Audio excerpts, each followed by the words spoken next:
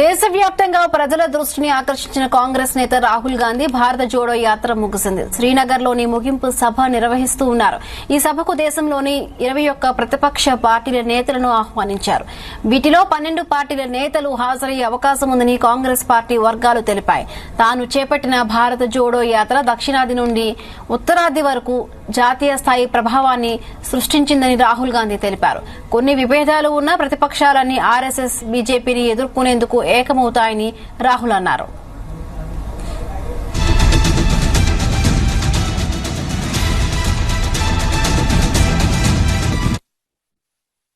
कन्याकुमारी से कश्मीर चलने में इतनी मुश्किल नहीं होगी. मेरे दिल में था कि आसान होगा. फिजिकली मेरे लिए ये मुश्किल काम, मैंने सोचा था मुश्किल काम नहीं होगा.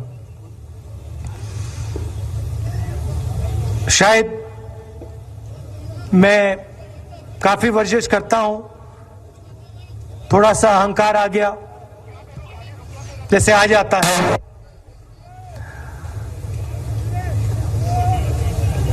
मगर फिर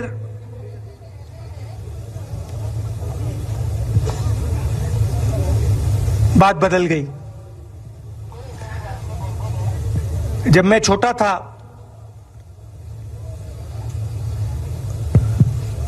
फुटबॉल खेलता था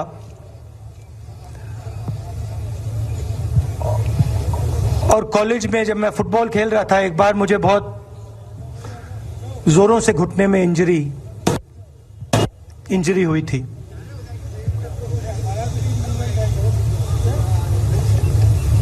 मैं उसको भूल गया था.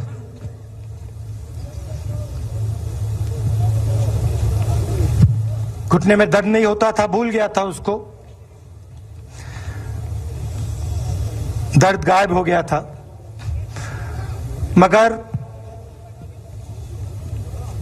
कन्याकुमारी से 5-7 दिन बाद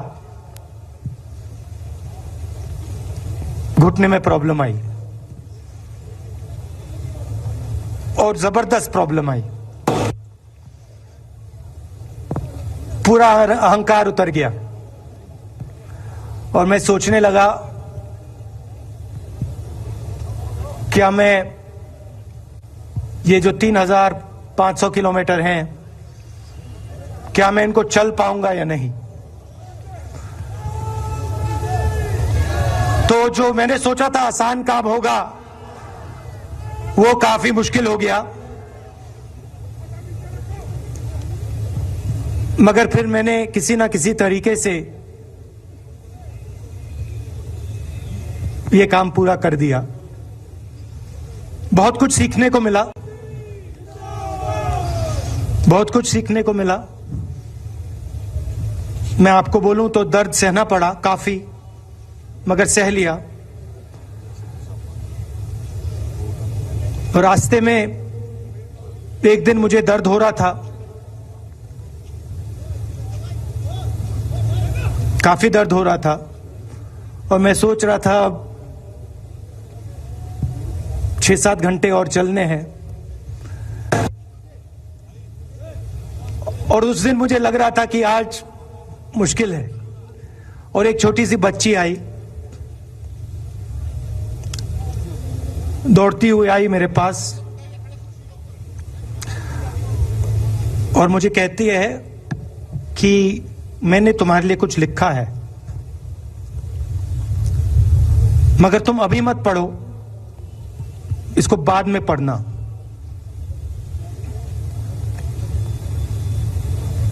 और फिर वो मुझे गले लग के भाग गई. फिर मैंने सोचा अब पढ़ता हूं क्या लिखा है.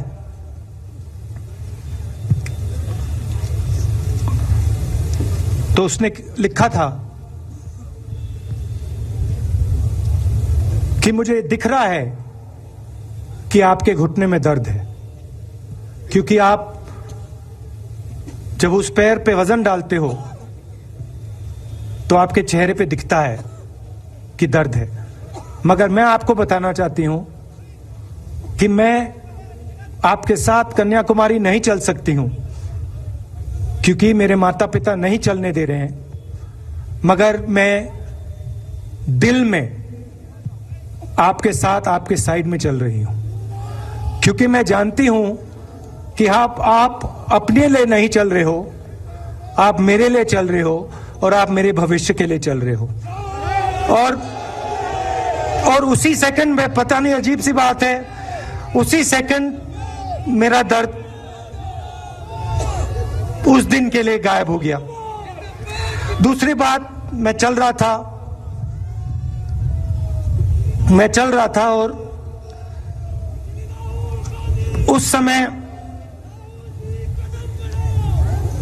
उसी समय वहां पे थोड़ी सर्दी बढ़ रही थी। सुबह का समय था और 4 बच्चे आए।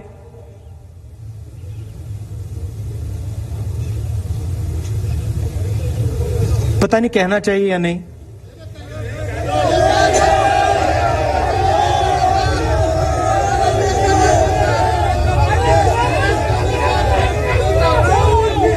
तो कह देता हूं, छोटे से बच्चे थे,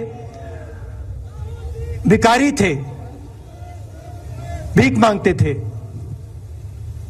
और मेरे पास आए। कपड़े नहीं थे, मैंने देखा शायद मजदूरी भी करते थे तो थोड़ी मट्टी थी उन पे। खैर, मैं ये चीजें देखता नहीं हूं, तो मैं उनके साथ गले लगा, घुटनों पे गया, ऐसे उनको पकड़ा मैंने, क्योंकि मैं उनकी लेवल पे रहना चाहता था। और फिर, नहीं सुनिए, मैं ये बात कहना नहीं चाह रहा था मगर कह दूंगा। तो उनको ठंड लग रही थी, वो कांप रहे थे, शायद उनको खाना नहीं मिला था, छोटे बच्चे मजदूरी कर रहे थे।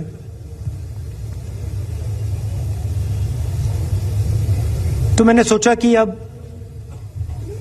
अगर ये स्वेटर नहीं पहनते हैं, अगर ये जैकेट नहीं पहन रहे हैं, तो मुझे भी नहीं पहनना चाहिए। मगर मैं झिझका क्यों आपको बताना चाहता हूं, मैं झिझका क्यों आपको बताना चाहता हूं। जब मैंने ये खत्म किया, मैं चल रहा था, तो हमारे साथ एक व्यक्ति थे, उन्होंने मेरे कान में बोला, राहुल जी, ये बच्चे गंदे हैं, इनके पास आपको ऐसे जाना नहीं चाहिए। तो मैंने उनसे कहा, वो आपसे और मुझसे दोनों से साफ हैं।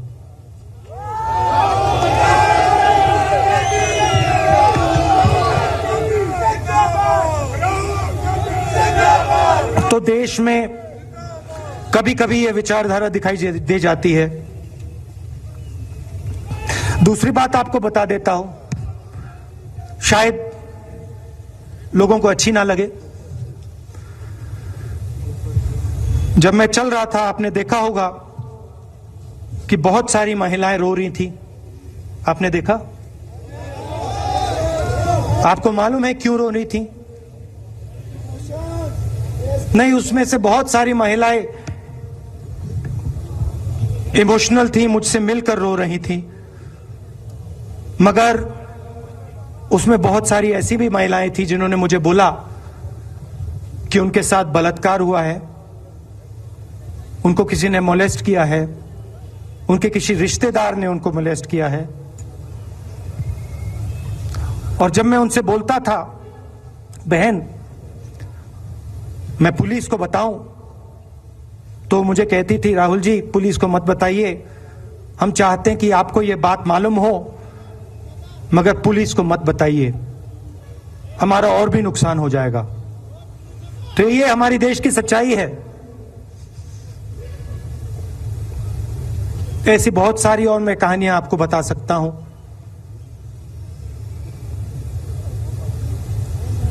तो फिर मैं कश्मीर की ओर आ रहा था। और मैं सोच रहा था कि इसी रास्ते पे मैं नीचे से ऊपर जा रहा हूं। मैं सोच रहा था कि इसी रास्ते से सालों पहले मेरे रिश्तेदार नीचे से ऊपर आए, सॉरी ऊपर से नीचे आए, कश्मीर से इलाहाबाद गंगा की ओर गए। और मुझे ऐसा लग रहा था कि मैं वापस अपने घर जा रहा हूं।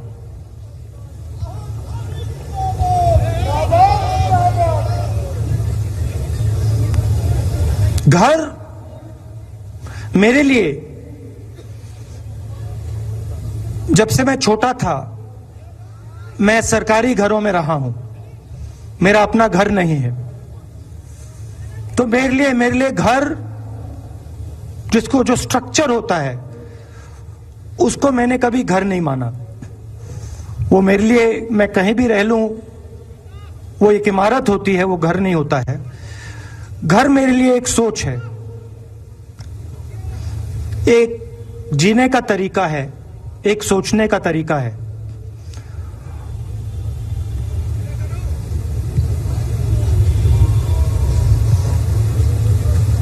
और यहां पे जिस चीज को आप कश्मीरियत कहते हो, उसको मैं अपना घर मानता हूं। अब ये कश्मीरियत है क्या? ये जो शिव जी की सोच है एक तरफ, और थोड़ी सी गहराई में जाएंगे तो उसको शून्यता कहा जा सकता है। अपने आप पर, अपने अहंकार पर, अपने विचारों पर आक्रमण करना। और दूसरी तरफ इस्लाम में जिसको शून्यता यहां कहा जाता है, वहां फना कहा जाता है। सोच वही है। इस्लाम में फना का मतलब अपने ऊपर आक्रमण, अपनी सोच पर आक्रमण, जो हम अपना किला बना देते हैं कि मैं ये हूं, मेरे पास ये है, मेरे पास ये ज्ञान है, मेरे पास ये घर है। उसी किले पर आक्रमण करना, वही है शून्यता, वही है फना। और इस धरती पे ये दो जो विचारधाराएं हैं,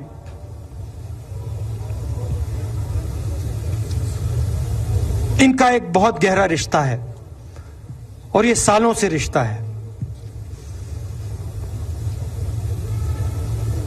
जिसको हम कश्मीरियत कहते हैं। यही सोच बाकी स्टेट्स में भी है। गांधी जी वैष्णव जनतों की बात करते थे, जिसको हम यहां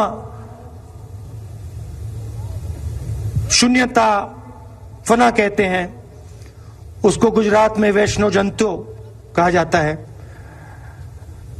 असम में शंकर देव जी ने भी यही बात कही। कर्नाटक से हमारे यहां जो लोग आए हैं, वहां बसवा जी ने ये बात कही। केरल में नारायण गुरु ने ये बात की। महाराष्ट्र ने ज्योतिबा फुले जी ने ये बात की। और यहां इसको हम कश्मीरियत कहते हैं। लोगों को जोड़ना और दूसरों पर आक्रमण नहीं करना, अपने आप पर आक्रमण करना, अपनी कमी देखना।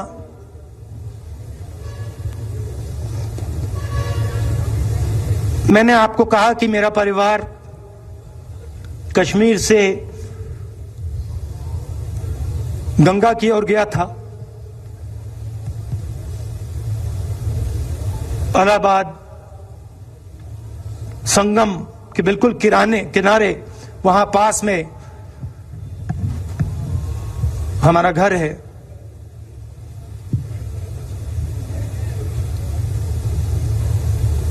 तो जब यहां से वो वहां गए,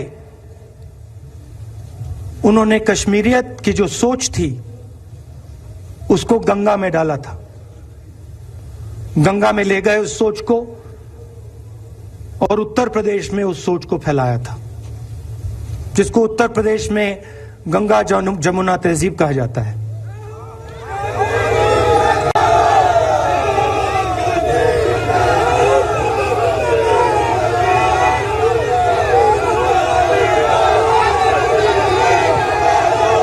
तो उन्होंने, मेरे परिवार ने छोटा सा काम, कोई बड़ा काम नहीं किया।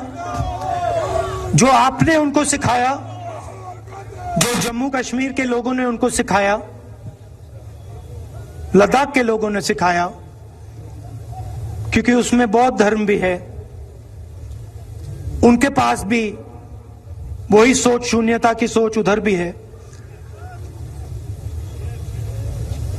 वो उसको ले गए और उस विचारधारा को, सोच को गंगा में उन्होंने रखा। तो मैं ये सोच रहा था जब यहां आ रहा था, पैदल चल रहा था, और मुझे सिक्योरिटी वालों ने कहा था कि देखिए, आप पूरे हिंदुस्तान में चल सकते हो, जम्मू में भी चल सकते हो, मगर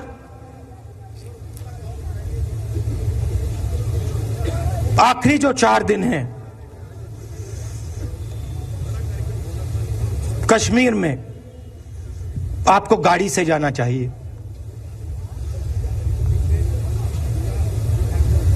वेणुगोपाल जी ने मुझे कहा पहले, और जो ऑर्गेनाइज कर रहे थे उन्होंने कहा, 3-4 दिन पहले एडमिनिस्ट्रेशन ने कहा कि देखिए, शायद डराने के लिए, कि देखिए अगर आप पैदल चलेंगे तो आपके ऊपर ग्रेनेड फेंका जाएगा। तो मैंने सोचा, नहीं सुनिए, मैंने सोचा कि ऐसे करते हैं, मैं अपने घर वापस जा रहा हूं, 4 दिन पैदल चलूंगा, अपने घर के जो लोग हैं उनके बीच में चलूंगा। और मैंने सोचा कि जो मुझसे नफरत करते हैं उनको क्यों ना मैं एक मौका दूं कि मेरी सफेद शर्ट का रंग बदल दें, लाल कर दें।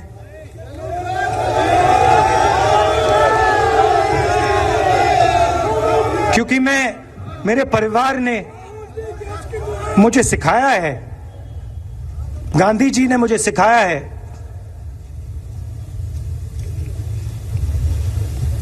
कि अगर जीना है तो डरे बिना जीना है, नहीं तो जीना नहीं। तो मैंने मौका दिया, मैंने कहा मैं 4 दिन चलूंगा, बदल दो टी शर्ट का रंग, लाल कर दो, देखी जाएगी। मगर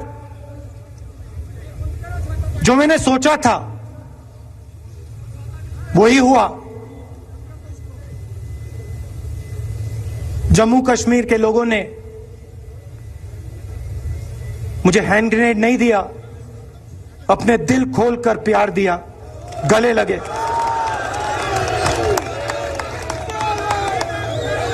और मुझे बहुत खुशी हुई कि उन सब ने मुझे अपना माना और प्यार से, बच्चों ने, बुजुर्गों ने, आंसुओं से मेरा यहां स्वागत किया। मैं अब जम्मू कश्मीर के लोगों से और जो यहां हमारे सेना के लोग काम करते हैं, सीआरपीएफ के लोग काम करते हैं, उनको मैं कुछ कहना चाहता हूं। सबको, जम्मू कश्मीर के युवाओं को, बच्चों को, माताओं को, सबको, सीआरपीएफ के, बीएसएफ के, आर्मी के जवानों को, उनके परिवारों को, उनके बच्चों को मैं कहना चाहता हूं, देखिए, मैं हिंसा को समझता हूं। मैंने हिंसा सही है, देखी है। जो हिंसा नहीं सहता है, जिसने हिंसा नहीं देखी है, उसे यह बात समझ नहीं आएगी। जैसे मोदी जी हैं, अमित शाह जी हैं, आरएसएस के लोग हैं, उन्होंने हिंसा नहीं देखी है।